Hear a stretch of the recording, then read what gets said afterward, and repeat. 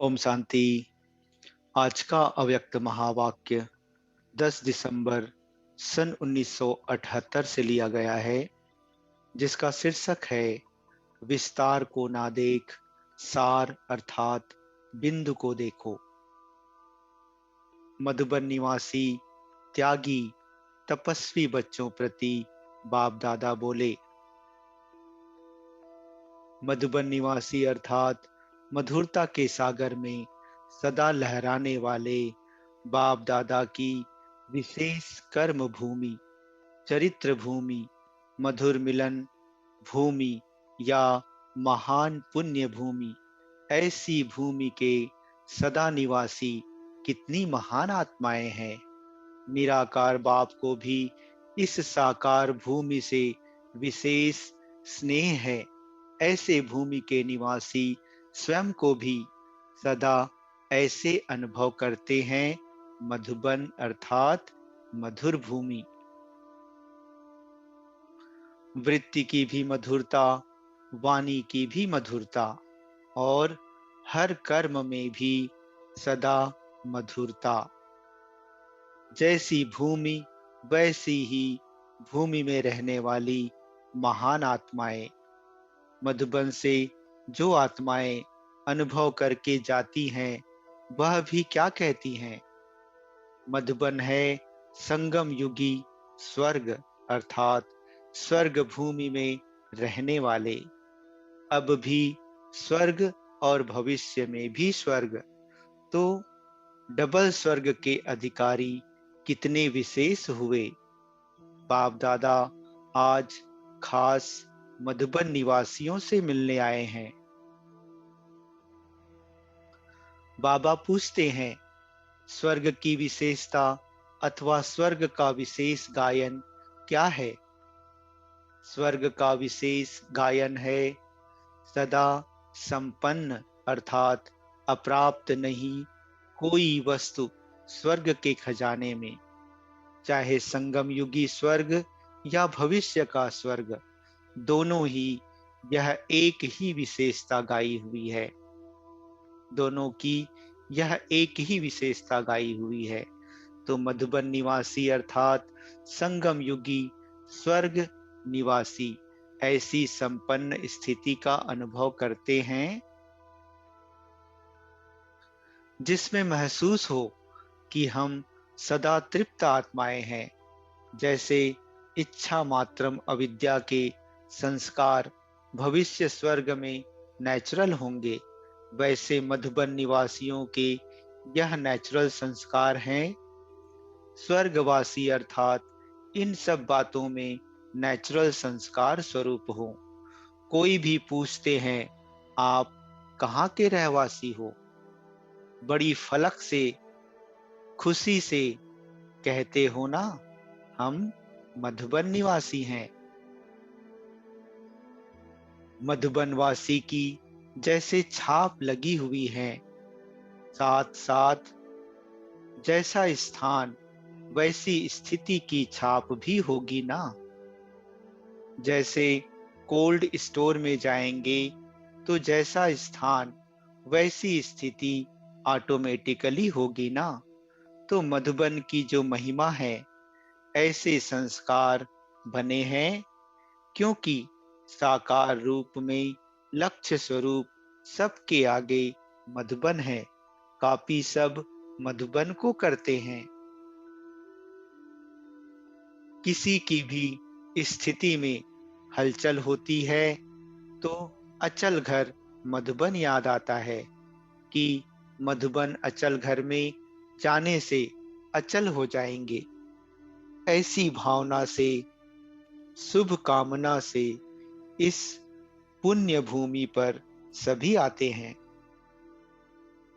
जब अनेक आत्माओं की हलचल का साधन, मिलने का स्थान अचल घर मधुबन है, तो मधुबन में रहने वाले भी सदा अचल होंगे ना।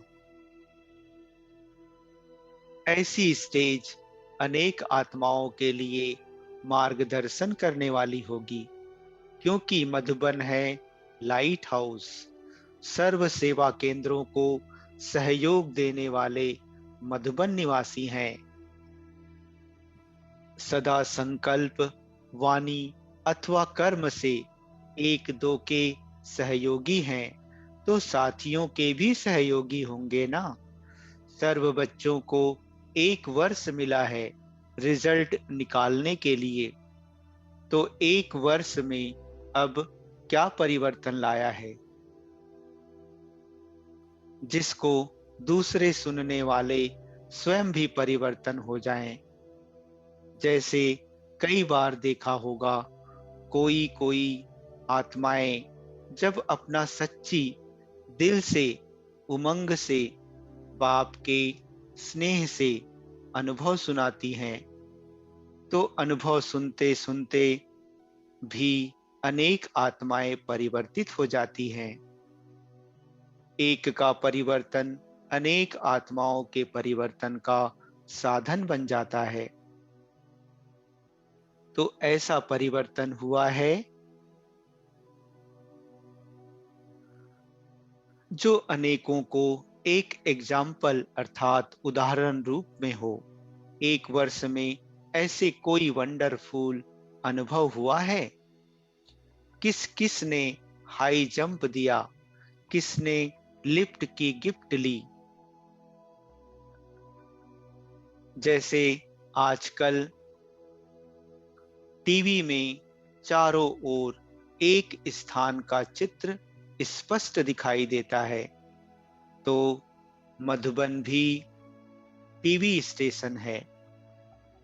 चारों ओर टीवी के सेट लगे हुए हैं और टीवी स्टेशन पर जो एक्ट चलता है वह ऑटोमेटिकली सब तरफ दिखाई देते हैं।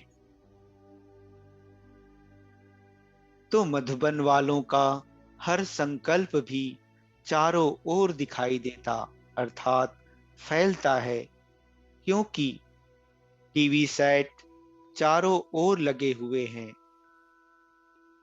जैसे आजकल साइंस के साधनों द्वारा संकल्पों की गति या मनसा स्थिति को चेक कर सकते हैं, वैसे मधुबन निवासियों के संकल्पों की गति या मानसिक स्थिति चारों ओर फैलती है। इसलिए हर संकल्प पर भी अटेंशन हो, इसमें अलबेलापन ना हो। मधुबन निवासी मधुबन में बैठे हुए भी किसी प्रकार के विशेष संकल्प द्वारा वाइब्रेशन फैलाने चाहे तो इस एक स्थान पर बैठे हुए भी चारों ओर फैला सकते हैं। जैसे स्थूल चीज की खुशबू चारों ओर ऑटोमेटिकली अर्थात स्वतः फैल जाती है, वैसे यह वाइब्रेशन संकल्प के द्वारा चारों ओर स्वतः फैल जाएं। मधुबन निवासियों की यह विशेष सेवा है। जैसे मधुबन में विशेष भट्ठी करते हो तो वाइब्रेशन चारों ओर पहुंचते हैं ना। चाहे पत्रों द्वारा समाचार ना भी जाए, लेकिन सूक्ष्म वाइब्रेशन मधुबन के बहुत सहज चारों ओर फैल सकते हैं। तो ऐसी सेवा भी करते हैं या सिर्फ यज्ञ को संभालने की सेवा ही करते हैं? कारोबार है कर्म द्वारा कर्मणा सेवा, लेकिन उसके साथ साथ मनसा सेवा की भी जिम्मेवारी है। बाप दादा तो वर्ष की रिजल्ट देखने आए हैं ना। जो सदा पास रहते हैं वह पास विद ऑनर कहां तक बने हैं? जो महान आत्माओं के साथ रहते हैं, साकार में भी समीप हैं और स्थान भी महान है, ऐसी आत्माओं की प्रारब्ध क्या बनती है? शास्त्र में भी मधुबन की महिमा विशेष गाई हुई है। तो मधुबन निवासी हर बात में विशेष आत्माएं हर समय कोई विशेषता दिखाने वाली हैं। जो भी ग्रुप आवे वह यह अनुभव करे कि मधुबन निवासियों में यह विशेषता थी। मधुबन स्वर्ग में हर आत्मा सदा तृप्त आत्मा संपन्न मूर्त थी। इसका आधार है कि सदा एक लक्ष्य हो कि हमें दाता का बच्चा बन सर्व आत्माओं को देना है, ना कि लेना है। यह करे तो मैं करूं, नहीं, हर एक दातापन की भावना रखे तो सब देने वाले अर्थात संपन्न आत्मा हो जाएंगे। संपन्न नहीं होंगे तो दे भी नहीं सकेंगे। तो जो संपन्न आत्मा होगी वह सदा तृप्त आत्मा जरूर होगी। मैं देने वाले दाता का बच्चा हूं। देना ही लेना है। जितना देना उतना लेना ही है। प्रैक्टिकल में लेने वाला नहीं, लेकिन देने वाला बनना है। दातापन की भावना सदा निर्विघ्न इच्छा मात्रम अविद्या की स्थिति का अनुभव कराती है। सदा एक लक्ष्य की तरफ ही नजर रहे। वह लक्ष्य है बिंदु। एक लक्ष्य अर्थात बिंदी की तरफ सदा देखने वाले। अन्य कोई भी बातों को देखते हुए भी नहीं देखें। नजर एक बिंदु की तरफ ही हो। जैसे यादगार रूप में भी दिखाया है कि मछली के तरफ नजर नहीं थी, लेकिन आंख की भी बिंदु में थी। तो मछली है विस्तार और सार है बिंदु। तो विस्तार को नहीं देखा, लेकिन सार अर्थात एक बिंदु को देखा। इसी प्रकार अगर कोई भी बातों के विस्तार को देखते तो विघ्नों में आते और सार अर्थात एक बिंदु रूप स्थिति बन जाती और फुल स्टॉप अर्थात बिंदु लग जाती। कर्म में भी फुल स्टॉप अर्थात बिंदु, स्मृति में भी बिंदु अर्थात बीज रूप स्टेज हो जाती। यह विशेष अभ्यास करना है। विस्तार को देखते भी ना देखें, सुनते हुए भी ना सुने। यह प्रैक्टिकल अभी से चाहिए।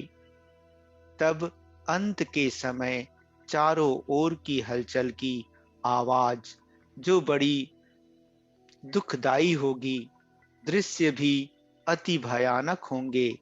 अभी की बातें उसकी भेंट में तो कुछ भी नहीं है। अगर अभी से ही देखते हुए ना देखना, सुनते हुए ना सुनना यह अभ्यास नहीं होगा तो अंत में इस विकराल दृश्य को देखते एक घड़ी के पेपर में सदा के लिए फेल मार्क्स मिल जाएगी। इसलिए यह भी विशेष अभ्यास चाहिए। ऐसी स्टेज हो जिसमें साकार शरीर भी आकारी रूप में अनुभव हो।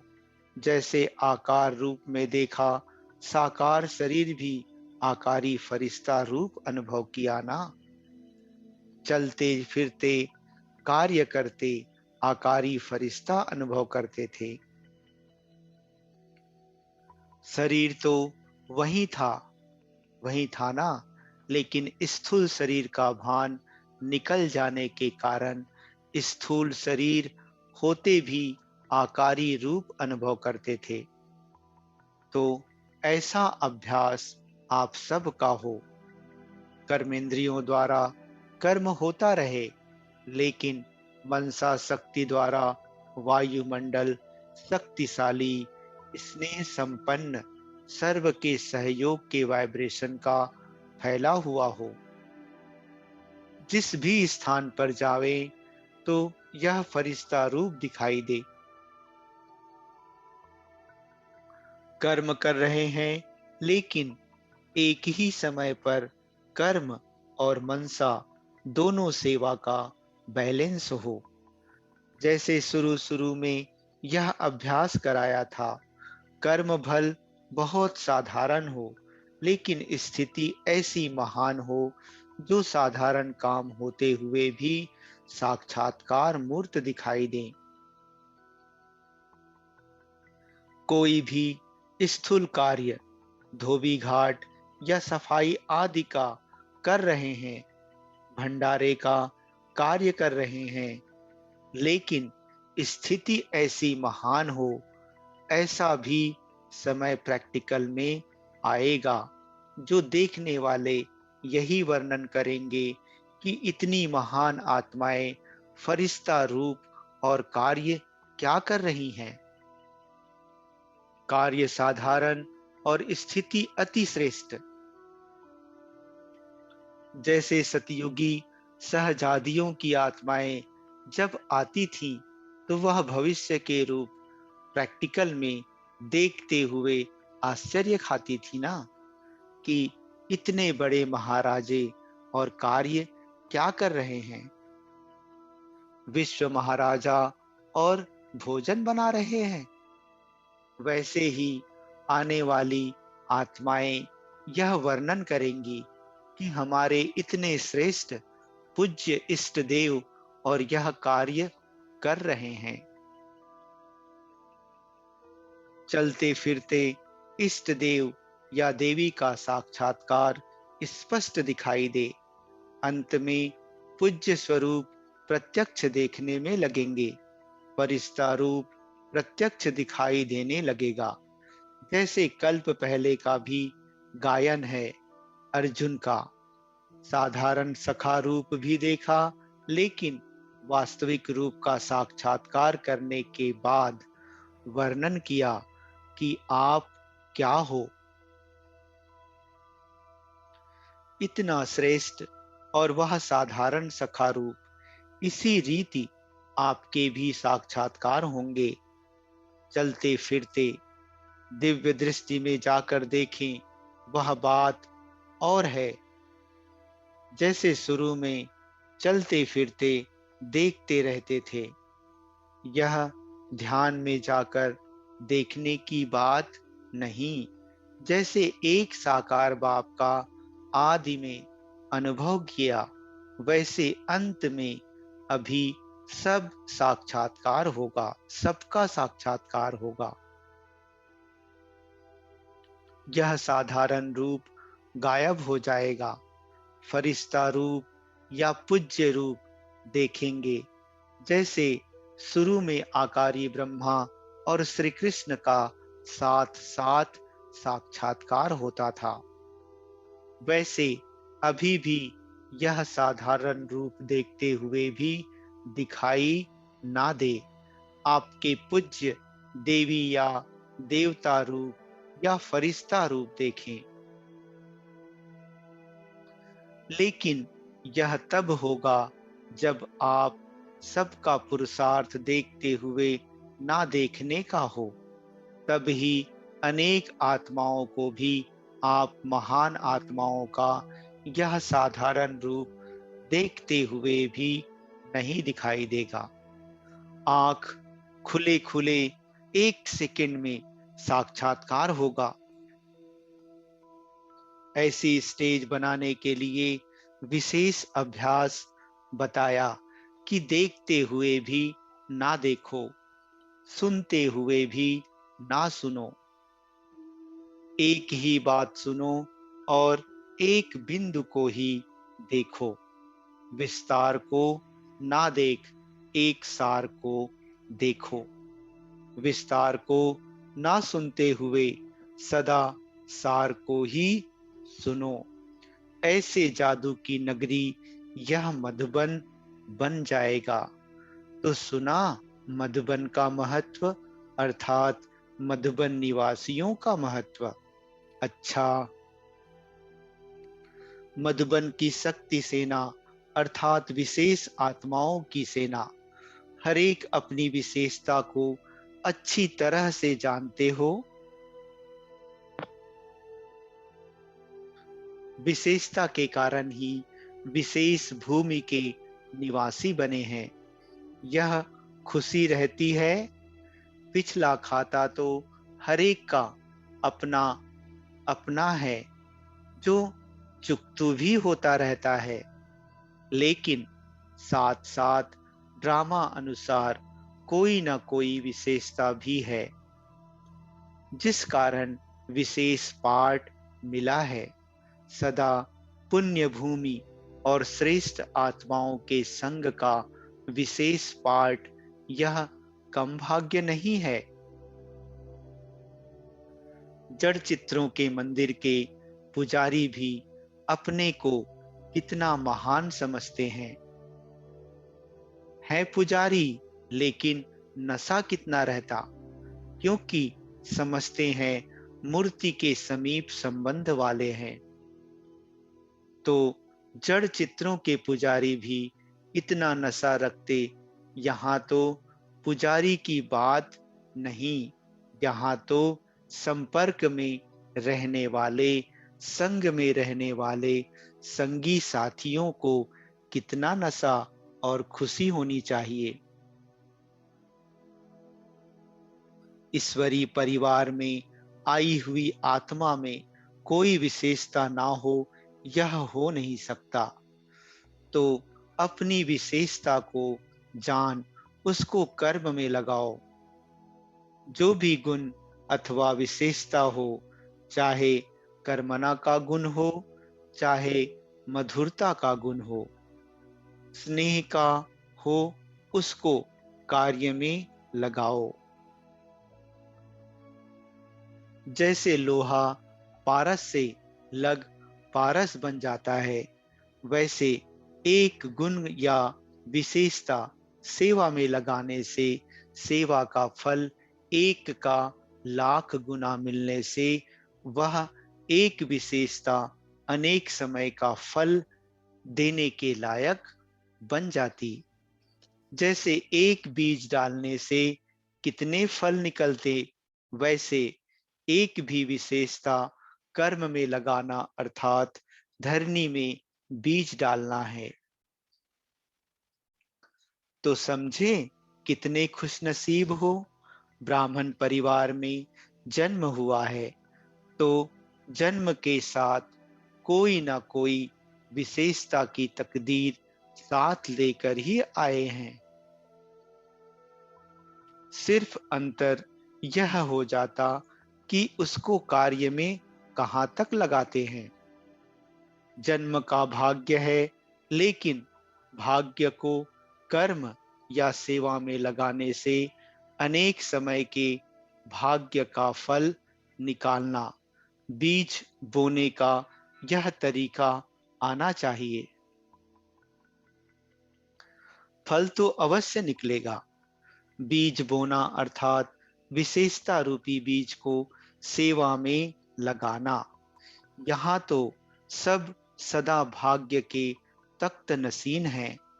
जिस भाग्य के लिए कल्प पहले की यादगार में भी अब तक एक सेकंड का समीप रहना भी महान समझते हैं, तो जो प्रैक्टिकल में हैं, उन्हीं की खुशी, उन्हीं का भाग्य कितना श्रेष्ठ है।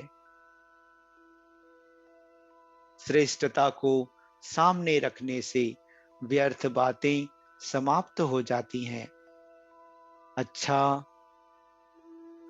पांडव अर्थात सदा के विजयी, पांडवों का नाम विजय के कारण ही प्रसिद्ध है। पांडव सेना वह भी विशेष सागर के कंठे पर श्रेष्ठ संग में रहने वाली। तो ऐसी पांडव सेना सदा विजयी हो। विजय का खेल सदा चलता है या हार जीत का? अब के समय और सहयोग के प्रमाण ड्रामा अनुसार जो भाग्य प्राप्त है, उसी प्रमाण सदा विजयी का खेल चलना चाहिए। ड्रामा अनुसार जो विशेषता प्राप्त है, उसे सदा कार्य में लगाओ, तो औरों की भी विशेषता दिखाई देगी।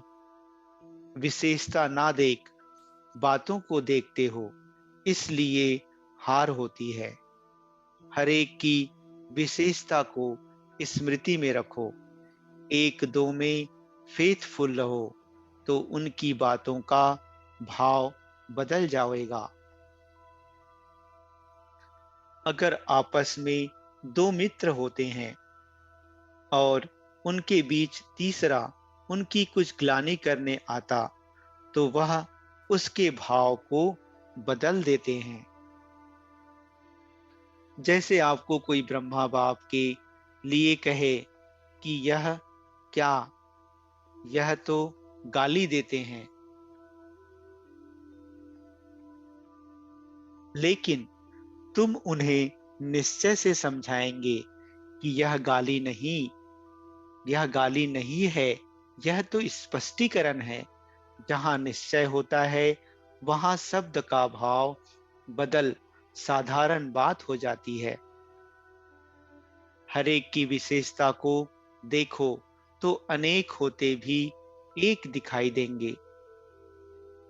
एक मत संगठन हो जाएगा।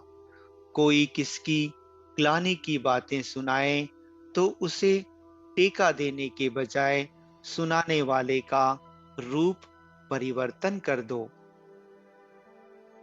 अर्थ में भावना परिवर्तन कर दो। यह अभ्यास चाहिए नहीं, तो एक की बात दूसरे से सुनी, दूसरे की तीसरे से सुनी, और फिर वह व्यर्थ बातें वातावरण में फैलती रहती, जिस कारण पावरफुल वातावरण नहीं बन पाता, साक्षात्कार मूर्त भी नहीं बन सकते। इसलिए सदैव सबके प्रति शुभ भावना, कल्याण की भावना हो। एक दो की ग्लानि की बातें सुनना टाइम वेस्ट करना है, कमाई से वंचित होना है। अगर परिवर्तन कर सकते हो तो सुनो, नहीं तो सुनते हुए भी ना सुनो। हर एक की विशेषता का वर्णन करो। कोई कहे भी कि हमने ऐसा देखा, तो भी आपके मुख से कोई ऐसी बात ना निकले। आप उनकी विशेषता सुनाकर उस बात को चेंज कर दो। सबके मुख से हरेक के प्रति वाह वाह निकले, तब ही बाप की वाह वाह होगी। कोई की बात अगर नीचे ऊपर देखते हो, सुनते हो, तो दिल में नहीं रखो। ऊपर दिया और खत्म। अपने आप को सदा खाली और हल्का रखो। अगर दिल के अंदर किसी भी प्रकार की बात होगी, तो जहां बातें हैं वहां बाप नहीं। किसके अवगुण को एक दो के सामने वर्णन नहीं करना चाहिए, क्योंकि वर्णन करना अर्थात बीमारी के जर्म्स अर्थात कीटाणु को फैलाना है। कोई ऐसे जर्म्स होते हैं, तो उसी समय कोई पावरफुल दवाई डाल खत्म किया जाता है। कोई पूछे फलाना कैसे है, तो दिल से निकले बहुत अच्छा है। अनेक भावों से अनेक आत्माएं आती हैं, लेकिन आपकी तरफ से शुभ भावना की बातें ही ले जाएं। भावना शुभ हो, एक भावना, एक कामना, एक की ही लगन में निर्विघ्न व्यर्थ बातों का स्टॉक खत्म और खुशी की बातों का स्टॉक जमा हो। खुशी में झूलने वाली आत्माएं सबको नजर आएं। हर बोल में रूहानियत हो। रूहानियत के शब्द बहुत मीठे होते हैं। समय प्रमाण स्टेज भी बहुत ऊंची होनी चाहिए। चढ़ती कला का अर्थ ही है जो पहले था उसको पार कर चलें। ऐसी स्थिति होनी चाहिए। साक्षात्कार मूर्त दिखाई दें। फिर देखो कितनी भीड़ होती है। तुम्हारी स्थिति सदैव एकाग्र रहे तब नाम वाला होगा। वृत्ति की, दृष्टि की, स्वभाव की चेकिंग करने वाले सब आएंगे, लेकिन उन्हें रियल ज्ञान का परिचय हो जाए। अच्छा, ओम शांति।